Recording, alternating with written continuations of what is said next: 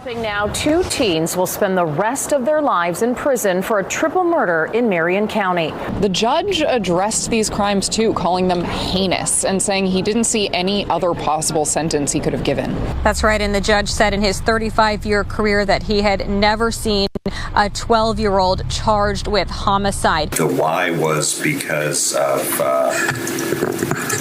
wanting a firearm that Mr. Hutto had. Robinson and Bruton both pleaded no contest. The judge says they'll spend the rest of their lives behind bars. Atkins pleaded guilty to murder and was sentenced to 40 years in prison, the mandatory minimum. A psychologist also spoke, talking about how these are juveniles, their brains aren't fully formed, that affects their ability to make decisions. Because they're juveniles, they will have the ability to appeal their sentence in 25 years. I think it's just y'all think I'm bad. I'm not. I promise you I'm not. I promise you give me another chance. I promise you're gonna see what I'm talking about. I promise you. I bet you're gonna see me on that TV doing good.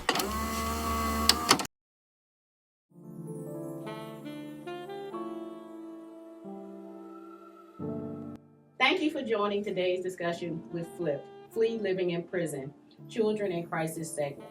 My name is Netta, and today's discussion is serious, so viewer discretion is advised. In this Children in Crisis segment today, we want to explore how and what conditions shape a young person's mindset when making life-altering choices and decisions. Let's welcome our panel guests. We have Raymond, who is an active member of FLIP, and Dwayne, who is the founder of the FLIP nonprofit organization. These men are an example of how one choice altered the course of their lives in a way that they could not have imagined. So, welcome to you both. Thank you for taking the time today to discuss this sensitive but necessary topic surrounding violence and murder in our community involving our young children. So let's begin. I know the both of you are native Washingtonians. Yes. So cool. So what era did you grow up in and what location? You saw with me? Yeah. I grew up in, I guess you can say the 80s. I'm a 70s baby. So I'm on the south side, strong south side. Yeah, so I grew up in Southeast DC, off of Alabama Avenue, near that area. I mean, I guess I could say Savannah Terrace. Okay, Raymond. I'm just an uptown boy. What? Uptown. Northwest? Uptown boy, Northwest. Not the downtown part, but the upper. So you past Howard University. Right, Jordan. Well, you know this rare because we Southeast did not like uptown. Right. Yeah, because we was the fly ones. That's what they we say. Kept it together. You know what I mean? Yeah, but I was born and raised in Washington D.C. Preferably the uptown area. You know what I mean? Rock Creek Church Road up in that Georgia Avenue. Behind the black hole. You know what I mean? Those days, Right. And that's where I come from. Okay. And I'm a Northeast girl all day. HD. They ain't making no noise. We ain't making no noise. I'm just talking. But it's funny because the way the city is segmented caused a different ideology in how we grew up. The stigma that was surrounding whichever bureau you were from, whether it was Northeast, Northwest, Southwest, Southeast, all had a different stigmatism. Share that social influence and environment and how it affected your decision making growing up, whether it was family, friends, environment, exposure. When you look at the district in its totality, you know that it's 4 quadrants. And like Dwayne was saying, South Side was like, I'm the big dog. Then you had Uptown, like, man, we the big dogs getting all the money. And you know what I mean? You got Northeast, they quiet, but they over there doing their thing. And then you got Southwest. But that right there in itself has designed segregation amongst the district in itself. You can't say that you're from DC and just a representation of one quadrant. You know what I mean? And I say that because when I went to prison, it's a thing where it's like when we went to the federal prison, when they closed down law and then we all went to the feds, you go to the federal prison once you're sentenced in DC today. Okay. So everybody goes to the federal prison because we don't have a prison anymore. When you in that type of environment, we all together. Mm. You see what I'm saying? So the original idea of what it was supposed to be growing up, how we grew up, that didn't really make any sense no longer to me.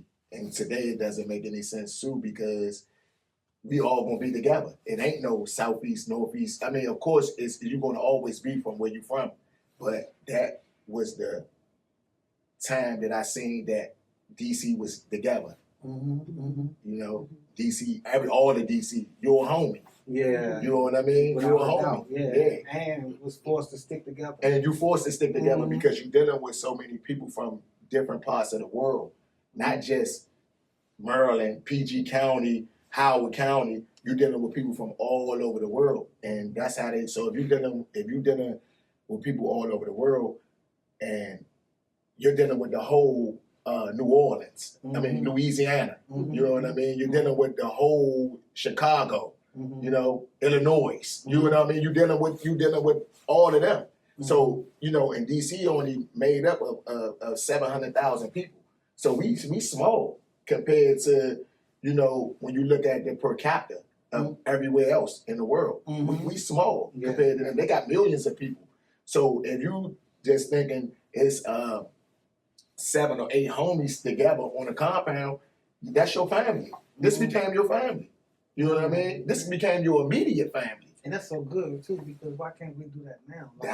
That's where I'm going at. That's where I'm going. That's where I'm going. You know what I mean? So the violence that we incur on each other is a waste of time, because at the end of the day, the same person that you was just shooting at, you know what I mean, a couple of months or a couple of years prior to you going to jail, now he comes in here too.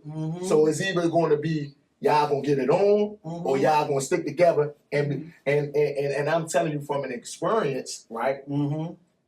It was a guy, you know, that we didn't see eye to eye on the street. You know what I mean? And we just so happened to, you know, meet up in prison, you know, some years later, and that became one of my best friends. And it became one of my best friends. So it really didn't make any, you know, it didn't make any sense to me, like, as I matured and was growing, you know, in that system. You know what I mean? It didn't make any sense to how we was raised to say, man, don't mess with him. Right. Or don't, you know what I mean? These blocks, this block don't mess with this block. You know, it don't make sense. And they don't realize it until you place in a situation, unfortunately, like going to prison. That's weird. But I like what you said, but also going back, when I was joking about even one of them uptown dudes, because that's how we grew up, uptown and southeast. We always thought, well, southeast had this stigma of being rough and raw. Right. I give it to, they said uptown had this stigma of being nice and smooth. Yeah. You know, y'all had that stigma, and then that was pitted against each other. Uptown, southeast didn't like uptown, uptown didn't like southeast. True story though, my brother used to call me uptown. I dressed different. Yeah. Because of the way I dressed, but because I didn't like the way they dressed. So my style wasn't southeast. It was different. My mom, to a degree, we had a certain level of freedom. So I traveled. I wasn't never afraid to go to northeast, southeast, southwest, northwest, wherever. I was able to go. So I remember my mom letting me catch the bus to Forestville from southeast. That's a big thing at the age of like 12. Right. So I was able to experience those different areas. And not to mention, we moved from place to place, this place, that place, that place. Then you begin to meet different people, and then you be able to go. It's easier to go different places now because you know a lot more people. Right. But then I'm thinking about like how growing up, you know, it was just easy. It was rough, but you didn't know it was rough. Right. Until you get into a certain environment. But you know what? Not to cut you off, Eva, but you know what? You know what I really think was the actual, you know, reason behind us not really wanting to deal with other places is because it was like the haves and the have-nots. You know what I mean? There was a perception. Whereas, you know, when you came from over Southeast, see, Southeast had a lot of more impoverished areas than all over the city. Mm-hmm. You had Capers, you had Simple City, you had Potomac Gardens, like Dairy Farm. you know what I'm saying? So when you look at that, now you have a lot of low class, low income people that's living in these impoverished areas that don't really have too much of nothing. So you gotta be rough and rough. You know what I'm saying? Versus when you was uptown, you only had 640, you had Clifton, you had, you got Leroy down the, you know what I'm saying? So you don't really have a lot of, impoverished areas. You had people that had really single family homes. You know what I'm saying? So you had people that had 2 parents in the house, you know what I mean? So it was like a yin and a yang. Right. You know what I'm saying? So and like you said, that upbringing with that rough and that like these people felt like, man, y'all got and y'all think y'all like that. You know what I'm saying? But we don't got, but we still think we like that. Right. You know what I mean? But not realizing what the undertone was in the first place. So like you brought up in the beginning, there were so many segmented individual things taking place between the quadrants that you thought, your perception, you thought that there was something different for them in Ward 4, 5, 1 through 4 versus you in 7 and 8, because that's how it always been. It's always been a Ward 7 and 8. Yeah. And so it's funny that you say that, because like your experience took you in places that and exposed you to things that you wouldn't have normally did. That exposure, you saw something, so it changed your perspective about how people and what other youth were doing in different areas of the city. Right. And so in that, you were able to navigate it a little bit better than those who were just segmented to that one place. Like I know people that grew up in Berry Farms, never left Berry Farms until they tore Berry Farms down. Right. Right. And so in that, when you look at those children, right, because we're talking about the youth in crisis, when you look at the children that's only been in that segmented population, and then, like you said, you make a choice and you end up in a situation that abruptly broadens your horizon. How does that affect them?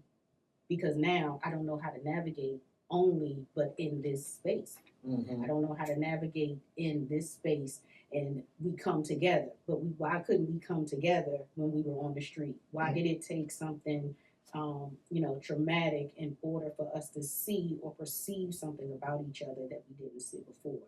So my next question is, take me through the process when you decided to commit an act, the violent act, and can you grasp the cause and effect, or did you even realize that you were taking your own life in that moment? Man, that's an interesting question, because I think about how, like growing up, my cause and effect, environment. We all know the environment can shape, and I really believe this can shape the way we think, the way we act, the way we respond to certain things. So I'm just going from my experiences. You asked me what I wanted to be when I was growing up, I'll tell you, a doctor. That at that time, I wanted to be a doctor. So my mind, I'm not thinking I'm gonna be a drug dealer or in the streets or anything like that. That's the least thing for me. I mean, I was good in school. I was that one that was gonna do good. The parents loved me, the teachers loved me. I was that one, like, man, he gonna go places.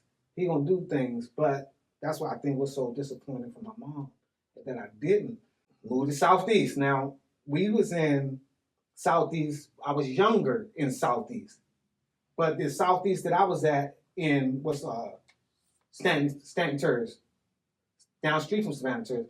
But at that time, it wasn't, we had the pool, we had football, we had activities, we had things we were getting into. It wasn't, I didn't see a strip. I didn't see drugs being sold in the corner. I didn't see that growing up. All I saw was school. I saw, if you cut up at school, we had the green lady. Remember the green lady? I bust the green lady window out, the whole neighborhood chased me so my mother could whoop me. That kind of stuff. But then we moved to Maryland. I didn't see it again, but then we came back to Southeast. But this part of Southeast was different. I still didn't see it, but then my mom hit a rough spot because we wasn't feeling it financially. We were eating, we were okay, but then my mom hit a rough spot. When I said rough spot, there was times my mom had to put us to sleep hungry, no food. So it starts small. Go to the store, go to the big coat, put some food up in there. My little brother out there pumping gas.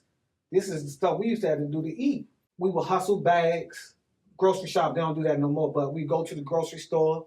Hey, can I take your bags to the car? Yeah, they give you money and stuff like that. So that was our way. But after that, was that really helping? So my idea is I wanted to help. And a friend came to me and was like, hey, he's struggling too. His mom, same thing. His mom on alcohol. He's like, man, look, I can get a pack from such and such, right? I was like, for real, what we gonna do? We ain't never, but we struggling. Mm-hmm. We can make such and such. We can make all this money. I'm like, all right. But I had no clue to what I was saying yes to. Like, I literally had no clue. My mind was, I'm gonna make some money so I can help my mom, get her some food, pay some rent, or phone bill or anything like that, right? That's all I'm thinking. I'm not thinking, and I think that's where a lot of people don't understand. If you were in our shoes, what would you do? But there are other options because we'll get to that, I guess, right? But right now, my mind is like, I just, at that moment, looking back, I just want to help my mom. I want to help out my little sisters and brothers. I want to help them eat, put clothes, food, shoes, all that. That's all I can think of. We started, he put that in my hand, we started hustling. Got locked up like right after, 2 times back to back. When I say got out, got it. Then what happens is, what people don't understand about that is you get in for one reason, but that begins to change. You become consumed by it. It's like, if you really get in it and then you start tasting the money and you start tasting like the freedom, you start tasting like the accolades. And listen, I'm not glorifying none of this. You start elevating a certain way and it starts getting to you, like going to your head. You know what I mean? Mm-hmm. And then like Southeast, you ain't gonna be out there slinging and don't get tried. Somebody gonna try you. I got robbed the first day I picked up a pack, the first day. So for me, I'm like, okay, I gotta get something. I gotta carry it. I ain't gonna be getting robbed out here, so you gotta get you something. Somebody run up on you again, but so that's the mindset. You don't get into it for that, but then all of a sudden that transformation starts taking place. That person that you was, that good kid going to school. Yeah, my motives, I'm still trying to take care of my family. And then I'm getting money. I'm getting clothes. I'm getting jewelry. I'm girls, women, everything coming. People start gravitating towards you. So now you start getting the big head. Like I did anyway, but I wasn't big head to the point where I was like super arrogant. True story. I remember I was making money. People was coming to me like, Dwayne, can you give me $20? Can you give me something? I had a wad of money by the time I was finished. It was like this. Because I was looking out for people because I felt that hurt. I felt that want, that pain of wanting some shoes, and I'm like growing up, going to school with, I tell a story, they called me Dirty Dwayne. I wasn't dirty. I just ain't had the clothes in school. The clothes and shoes that everybody else had. I go to school with the holes in my shoes and all of that. I wasn't dirty. I just ain't had what everybody else had. But then think about it. So coming from that, being teased in school, to now I'm getting money. I'm getting clothes. I'm feeling good about myself. That was what made me feel good. Clothes. And then I began to create an image, right? And so to answer your question about to speed it up a little bit, I'm out there. I'm out there now. So I'm out there to the point where we had this thing with New Yorkers back then. So a New Yorker couldn't come to our block. And for some reason, I felt like I was one of the ones that had to be an enforcer. But that wasn't my problem. But it became mine, so now I'm out there. During that phase, got into something. An altercation took place. Somebody lost their life. In that moment, I'm scared because I just did what I did. So I'm hiding. I'm scared from what I did. I didn't want to I'm not that rah dude, but I'm that one, like, I'm quiet, but I'm not a pushover, right? I'm that one. I'm not gonna start anything, but I'm not a pushover. But then I just did something that I never thought I would in my life would do. So I'm scared. I mean, I'm in hiding, but then something happened. The next day, it was out. People started like, man, Dwayne just, crushed the dude. He did this, he did that, this and that, right? Dwayne, man. And people started coming to me. Dwayne. And they started coming to me. What did that do to me? So the street respect got here, way up here. And guess what I did? I ate it up. I walked, I'm like, my walk changed, everything. I'm like, yeah, because now people fear me. Coming up, right? Like you were saying, Dwayne, like it's like that money, that notoriety, that right there boosts your ego. Like I was saying earlier, is this our block, like how you saying, the New Yorker came down, think he was gonna get some money on your block. Like, nah, you don't even own nothing. You don't own a house on that, apartment or nothing. But in our head, we create this, this narrative like my father was here, my grandfather was here, my uncles and aunts. This our block. You ain't from around here. You know what I'm saying? So you protect this block like you work for the United States military. This is your block. You know what I'm saying? And you willing to die about this little piece of concrete that don't even belong to you. We don't own nothing. So my thing is like this, like how it started with me was, I always was aggressive, I was always aggressive to those that I consider not my deserving. Now, if you was considered a deserving one, I showed you all the love in the world. You know what I mean? You was my people. You my people. You know what I mean? And nobody can mess with my people. So before the actual event that I went to jail for, I was kind of like tearing the streets down. I was doing a lot. Not to boast or brag, but I was at a very young age. I was doing a lot. I heard a lot of people. I took a lot from that world out there. You know what I'm saying? And like you say, like people know, like, nah, don't mess with Moose. Don't do that. You know what I'm saying? Because Slim he gonna come at you. You know what I mean? And he ain't gonna stop. See, it's a difference between you said you was scared. It seems like that fused me up because I always had, the idea in my head where it's like I'm never gonna come and do something to somebody that hasn't done something to me or one of mine. You see what I'm saying? I'm not just going to go look for trouble. I don't do that, And if you the big dog of your block, I ain't trying to see the ones that's around you. I'm trying to see you. You know what I'm saying? Because you the one. So fast forward, I had been going back and forth to Oak Hill. I was visiting. I was visiting people down Lawton, and I just was everybody that outside of my family members that had something going on. I was dealing with crooks and cronies. That's how my grandmother called it, crooks and cronies. You know what I'm saying?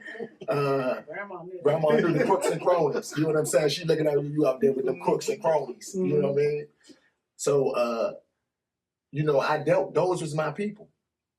And even when it comes down to drug addicts, you know, my mom always told me, like, don't deny them. You know what I'm saying? If they come to you, especially one of my friends, give it to them. That ain't nothing. You know what I'm saying? It's not nothing. So, and in return, the same dope fiends and crackheads, those was the ones that raised me. Because I spent majority of my time around them. So I knew the ins and the outs of the streets at a very young age. You know what I'm saying? And those same individuals was the ones that was like, man, they kept me safe. You know, Slim been robbing. Police up to be good. You know what I'm saying? So it perfected my craft. You know what I'm saying? And once you pull that trigger and you start pulling it on a regular basis, you think you bigger than the law. You get in your head like, I crush them too. Like if I get the opportunity to, I crush them too. You know what I mean? Not saying that you trying to go out here and shoot a officer just because you trying to make an example. But if they put your back against the wall, if you ain't got no other way, you will do that. You know that you can. The gun can be turned on you too. You know what I'm saying? So after a while, I had got shot. And but at the time, I had a kid. I had my son. So I still was involved in the streets heavy, you know, even having a son at like 16 years old, you know what I mean? So when I got shot, you would think that, all right, slow down a little bit. If you live, sometimes you can become invincible. Man, it didn't take you out.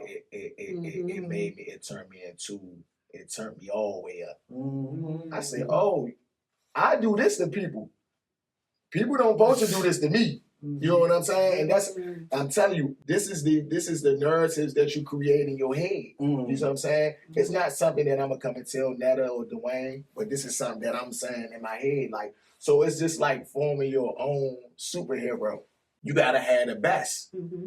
So it wasn't a gun that came through the neighborhood. If it was for sale, I'm buying it. Like, yeah, I want to buy. I mean, you know, I was fly, but I still want all the guns. I was fascinated with guns. You know what I mean? Big, small, you know what I mean? Whatever. I wanted the gun. You know what I'm saying? Same dope fiends and crackheads that was coming around, they knew this. So they'd break into the old man house or garage down the street, find out he got some guns, taking them to Shorty. Shorty gonna buy them jumps. You know what I mean? You going to the go-go, we going to the go-go, and this side don't like this side. So now we gotta see them. Oh, we got into it with them at the go-go. We trying to shoot their whole car up. We trying to, you know what I'm saying? Then we going around their way. We working back and forth. They coming back around our way. So now it's like becoming a norm. This is your normal life. You know what I mean? It is. Hey, y'all, they coming up the street. Get ready. You know what I'm saying? So you don't want to be looked at as the blocks that we claim or the area that we claim. You don't want to be looked at as, oh, they sweet down Savannah. Let's go down that joint and rob them and shoot that joint up. You know what I mean? You don't. So it became an internal war. You looking at the bare self of you and deciding that the other person was less than. Right, okay. Right. You gotta be you gotta be the big dog and whatever you do. You know what I mean? Like you want to be like, man, it's your area known for putting in their work. You know what I'm saying? You don't want to be like they sweet. They get money up there, but they ain't really on nothing. You can go through that jump and flip that jump. You know what I mean? This how we thinking. So now, fast forward, you know, I'm doing me. I'm hustling good. You know, 98 summer. 98 summer was one of my best years, and one of my best years. I never forget it. Like he's talking about Wall Street. Yeah, This was a good quarter.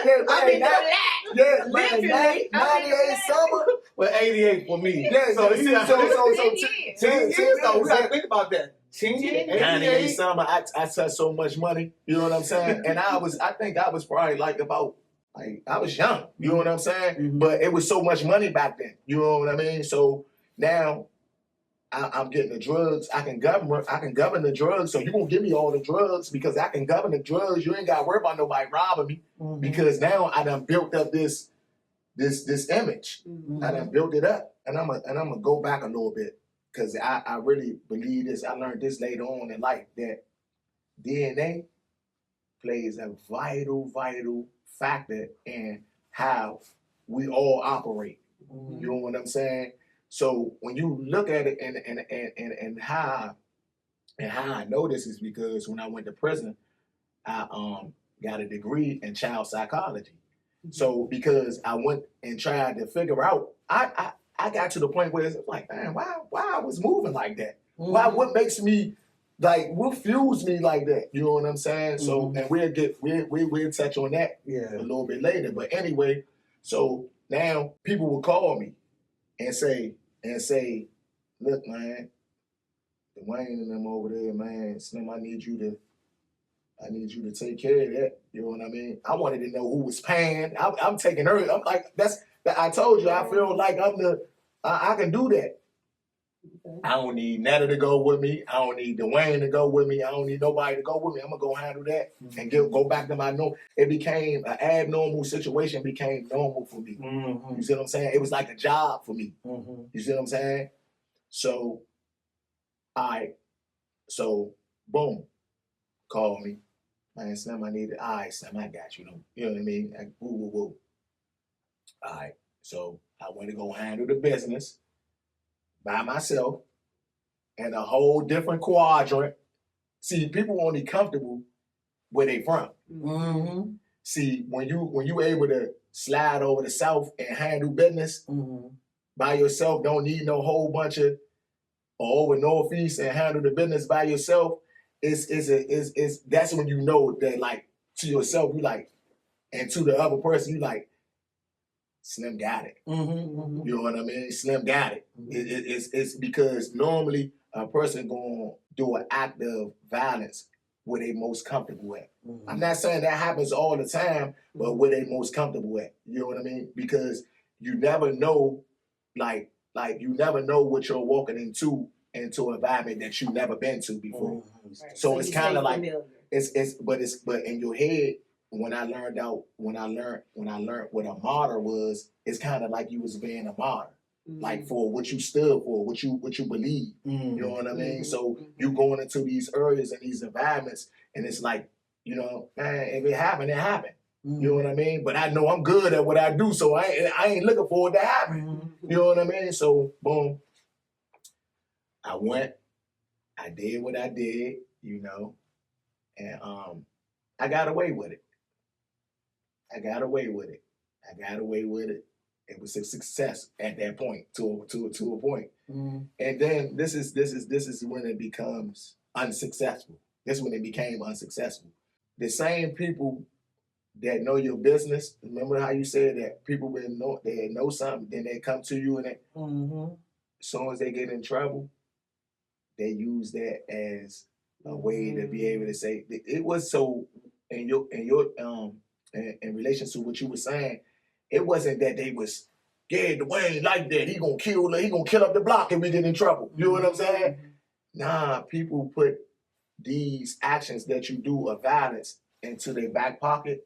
Some people do, and they hold it for a later day to be able to use it. You know what I mean?